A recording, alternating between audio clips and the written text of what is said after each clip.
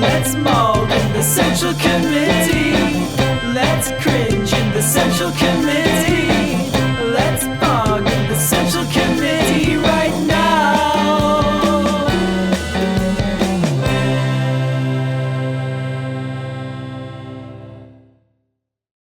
The Israeli-Palestine conflict has me super stressed. My spouse is a liberal Jew, but for some reason is struggling to see Israel is totally at fault right now. I don't know what to do. As a Jewish convert who is able to look at this all unbiased because I have a connection with Israel. Sorry for the rant. I would encourage you to take a look at organizations like Jewish Voice for Peace. You say that your spouse is a liberal Jew, so starting off with even something like J Street to break the AIPAC Netanyahu stranglehold on their brain might not be the worst idea. I'm Jewish from Israel. What do you mean that Israel created Hamas? Exactly what I said. Israel supported Hamas as a counterweight to the PLO and communist Palestinians. They supported Hamas directly. And then when Hamas became the preeminent political organization in Gaza, they have been attacking Gaza for the last 20 years and collectively punishing the Palestinians that live there while putting Gaza under a strict blockade. So that's what we mean by it. I mean, yeah, for some reason we give them food and money. No. I mean, you directly opposed the PLO and secular Arab political movements amongst the Palestinians and gave direct aid and comfort to Hamas. Not you gave food to the Palestinian people, which is, your obligation under the Geneva Conventions to provide for an occupied people. I mean that you supported Hamas. In a similar way that the United States supported the Mujahideen, the House of Saud in Saudi Arabia, the Mujahideen in Afghanistan, we supported Osama bin Laden's, the bin Laden families, as a way of opposing the Soviet Union. So this is what we like to call blowback. With the escalation of violence between Israel and Hamas, Friday marked the worst single day for Palestinian fatalities, according to the UN. Israel is continuing retaliatory airstrikes on Gaza for the 7th day in response to Hamas's firing of rockets into Israel. Israel's Iron Dome defense system has proven largely effective against those rockets, but not entirely. Israeli Defense Forces say at least 8 Israelis have been killed by Hamas rockets in the past week, 2 of them children. The Palestinian Ministry of Health says that the new violence killed at least 42 people in Gaza overnight. That brings the total to more than 180, including at least 50 children. One of the issues 50 children. Issues at the heart of recent fighting is a looming Israeli Supreme Court decision on an eviction order that's threatening 6 Palestinian families. They live in the East Jerusalem neighborhood of Sheikh Jarrah.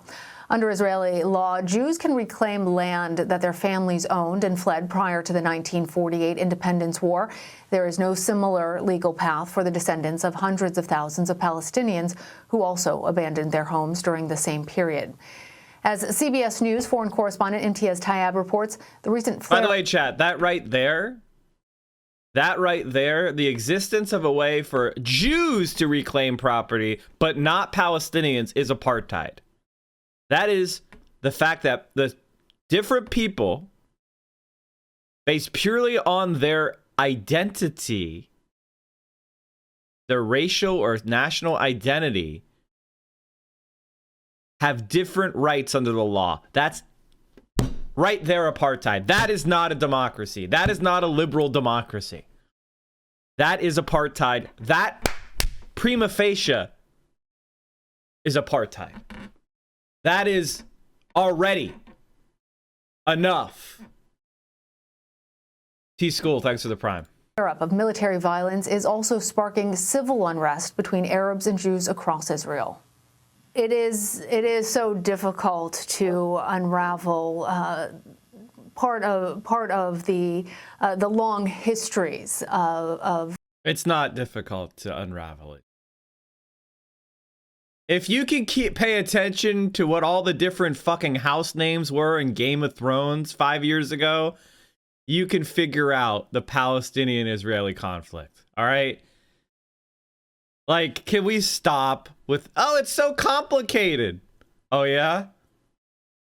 Motherfuckers have been telling me the Manderley's house words before, all right? Okay, these are old references, but you get my point. Like, give me a break. Give me a break. And how is your family now? My family is still awaiting the trial and what comes of the trial and what can happen. We're still in our homes and we're still resisting the Israeli fate of Israel and the hands of the states that are complicit with it and allow it to get away with what it does with impunity.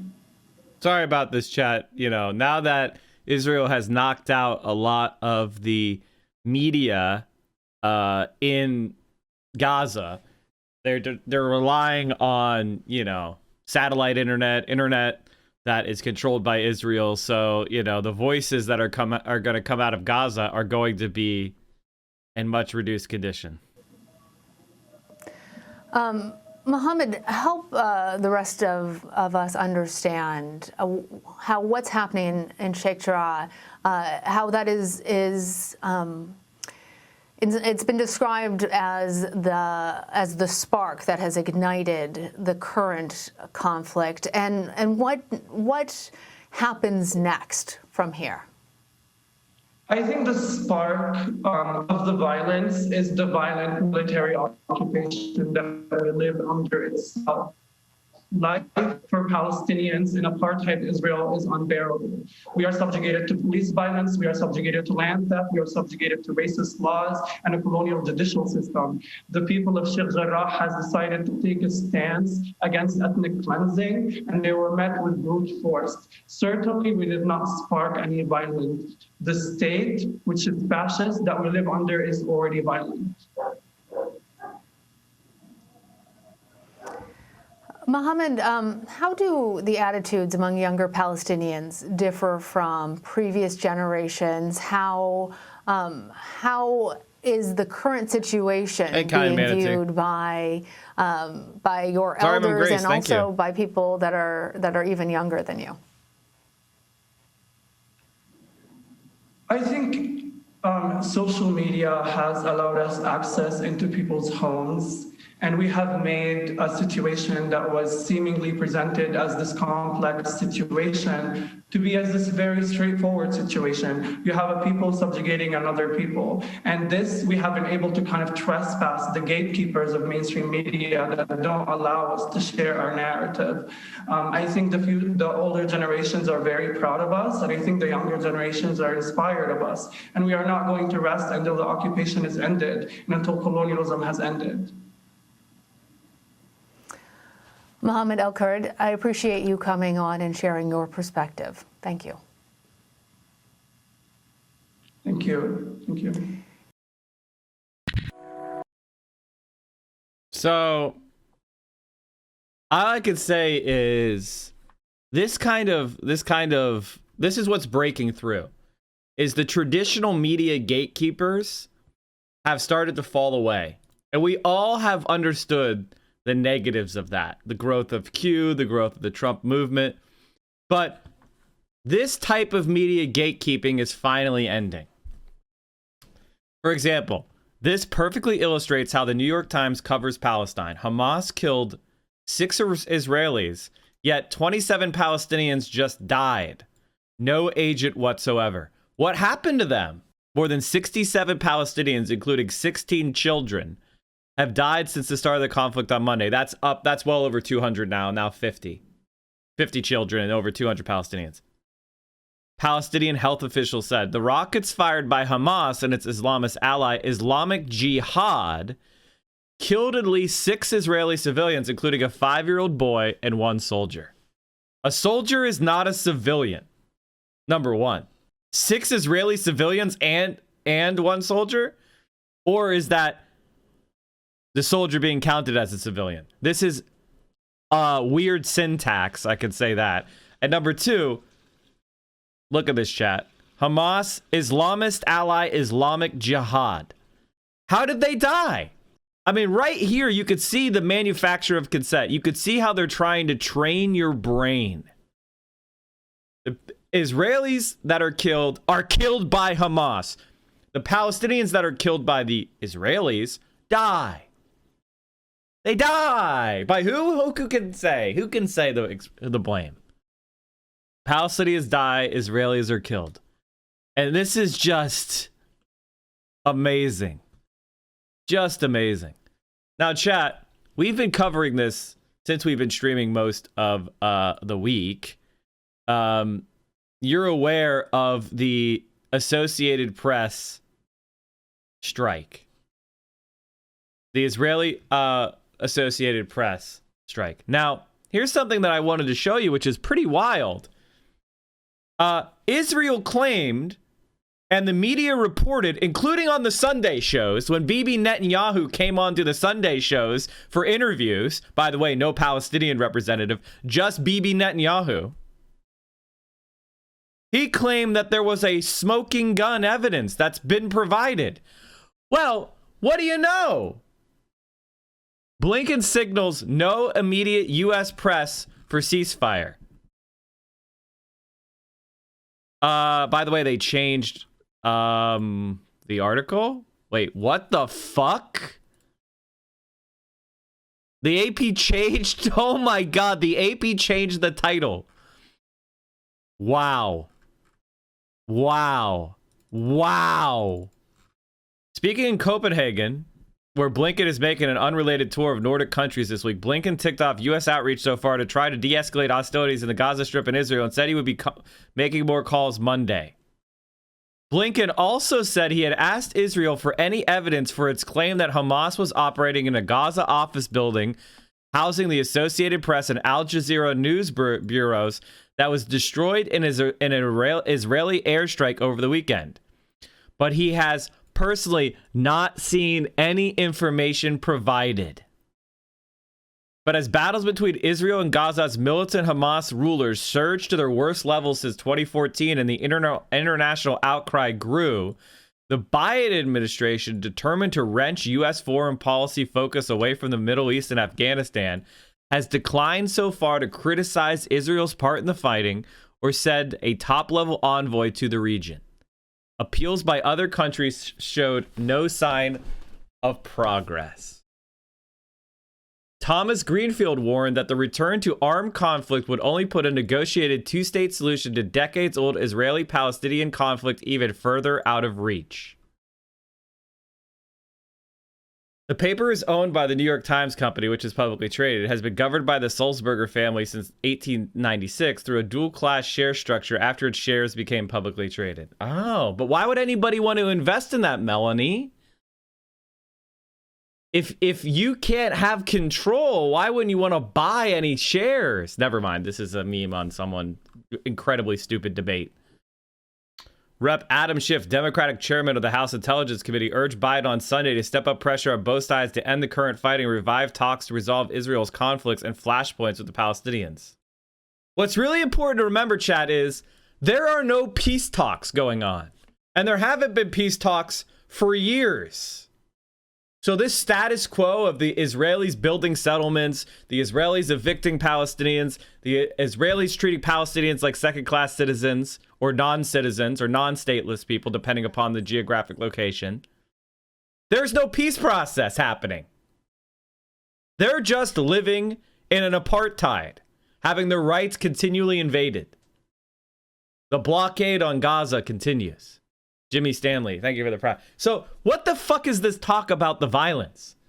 Why? So they can live under an occupation where they have no voice?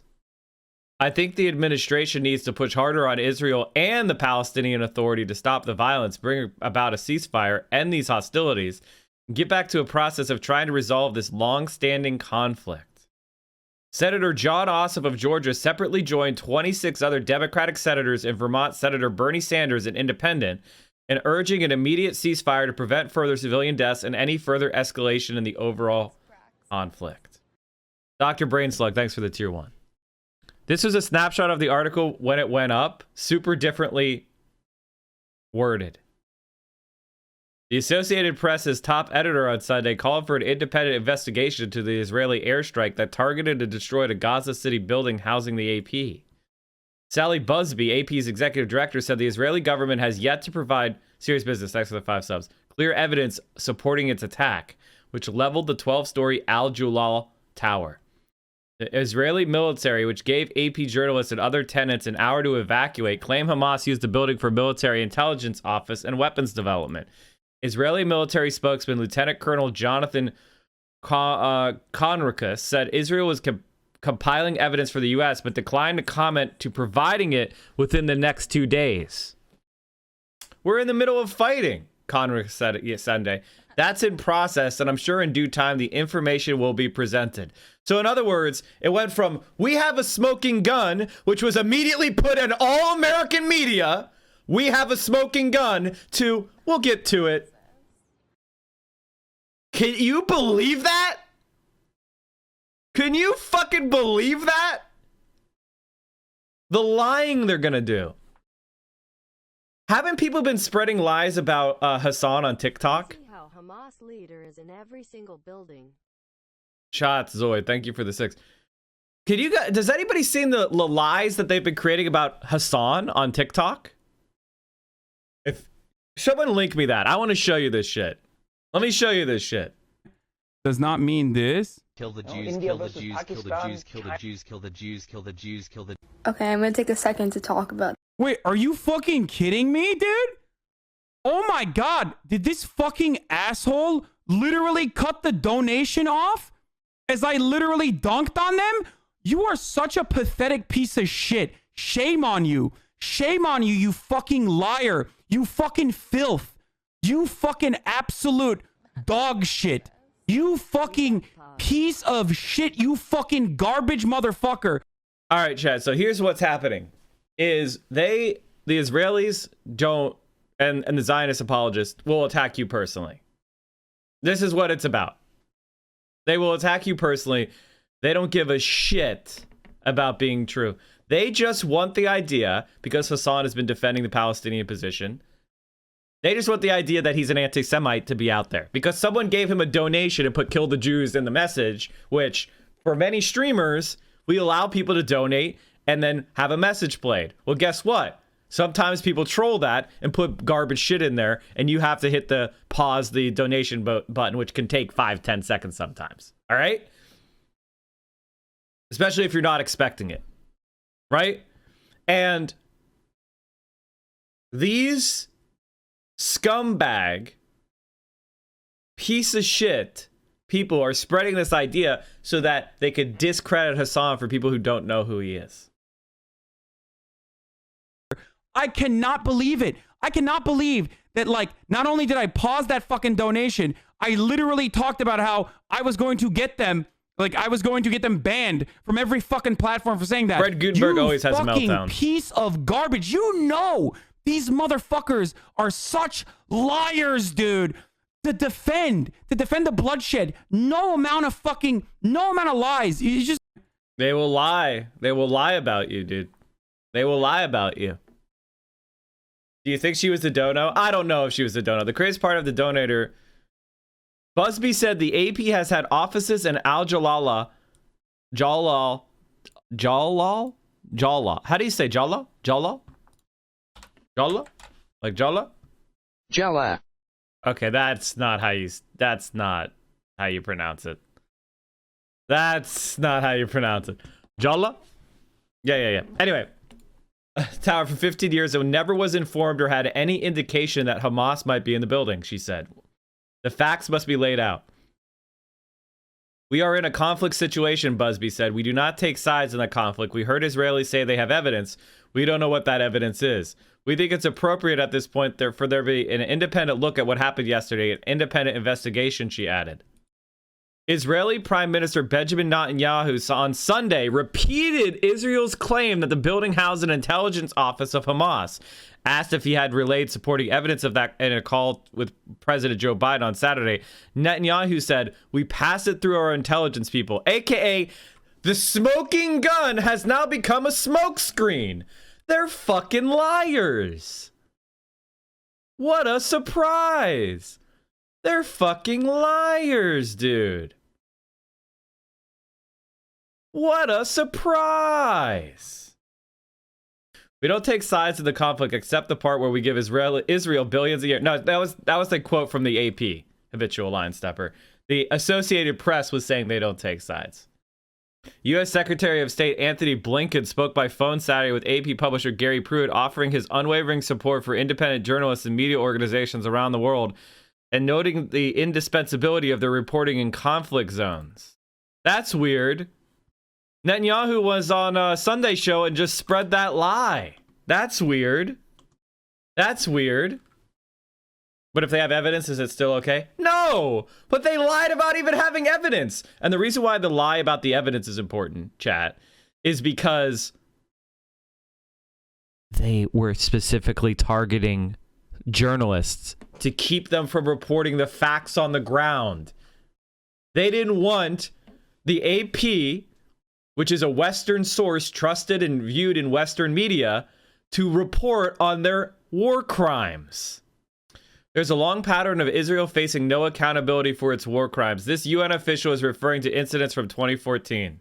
Indignation, words simply can't express how appalling we all felt. That's why we've condemned this in the strongest possible terms as a serious violation of international law. We've moved away from the realm of humanitarian action alone. We're now in the realm of accountability. Are you sure which side was responsible? We have done crater analysis. We got a team to the site within hours. We've looked at the shrapnel. We've looked at the damage.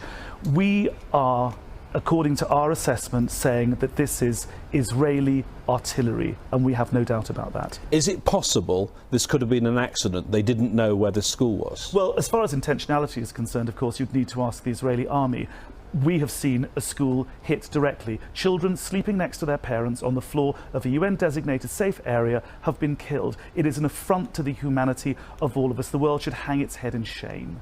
Did you tell them about the location of this school and how many people were inside? 17 times we called to give them the precise coordinates of this school and to inform them of the fact that 3,300 people had taken refuge there. So that is certainly not an excuse that can be given. This is the second time this has happened with a large loss of life.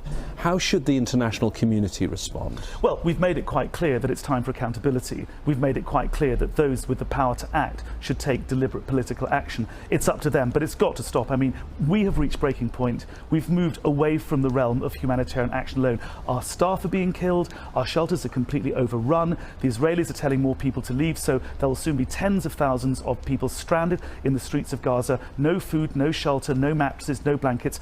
We are overwhelmed by this. There has to be concerted political action. You are a senior UN official. You were, before that, a long time, you were a journalist, a professional journalist. So you're used to seeing these sort of things. But how does it affect you?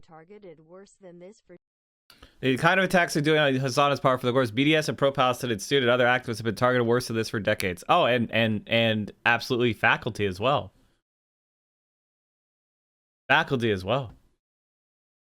Okay, here's an Israeli apologist. It's hard to say there isn't much that isn't glib about the events here in Israel, but it's possible to comment on the poisonous kind of storytelling we're seeing abroad that has been getting brewing for about 10 years and is getting worse. A few of the essays that might help sense of it. Written in the last significant Gaza war in 2014, a look at how the Israel story is made, part 1.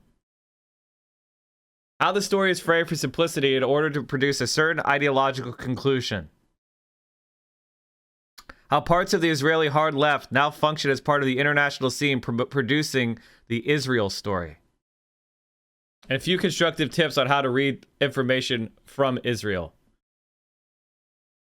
Okay, well, I'm not going to go through 8 different stories. I appreciate that, chat. You should go check that on your own. I think I already incorporate these interpretations to my analysis. It's funny how journalists that will use objectivity and how complex the situation is to strategically manufacture apathy for injustices like this. I've seen zero mainstream media journalists covering this with any level of outrage and the injustice they're watching. It almost feels like it is a deliberate tactic. Manufacture of apathy is a right-wing tactic.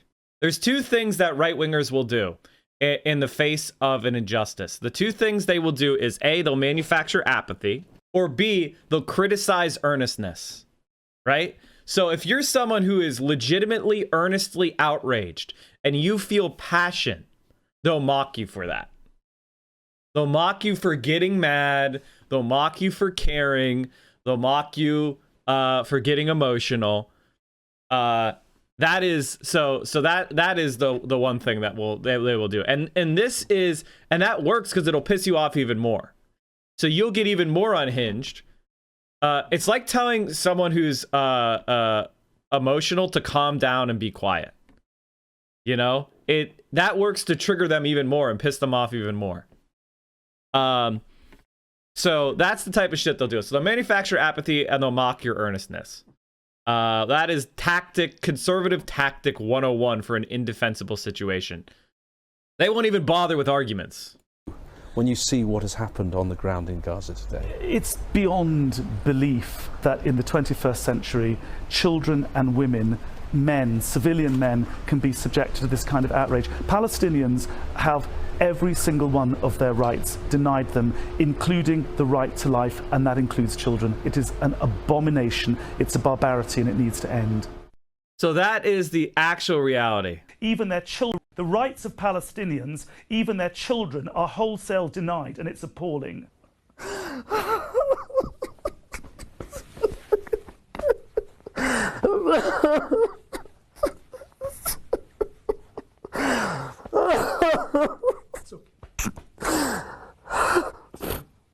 I really don't understand how you can look at this situation and think any of this is good or even tolerable. Well, you have to be a fascist psychopath. Once you totally dehumanize the Palestinians, then you can start to think about it like that. We do politics here every morning starting at 10 a.m. 10 a.m. Eastern, 7 a.m. Pacific. You can watch us here on Twitch. We're the morning guy. The morning politics guy. Politics Frogs in every single day, same time, 10 a.m., day in, day out. And we carry you through your morning and early afternoon politics needs. And if you need more, Mike from PA, we have a YouTube channel. We talked about suburbs, the My Pillow guy, Ted Cruz. We talked about DSA. Amazing. Making fun of Tim Pool. Amazing. Look at all of these amazing videos. Get in there, watch them. We have me on Twitter. You gotta follow me on Twitter, chat. I'm at 20,614 subs. That means I got like 40 followers on Twitter in the last day. You can do better than that. You can do better than that. Go follow us on Twitter. And of course, join the Discord, where we have an incredible community of left-wing streamers. We have left-wing community. We talk about the stream. We talk about politics. There's gaming content. It's a really awesome, supportive place. Direct action, mutual aid, and you can just let off some steam. And also, you can help produce the show. One of the things I do is I look at the links that are put into the news content suggestions chat room on the Discord. Join the Discord, come hang out, and maybe what you want me to talk about will be part of the next show.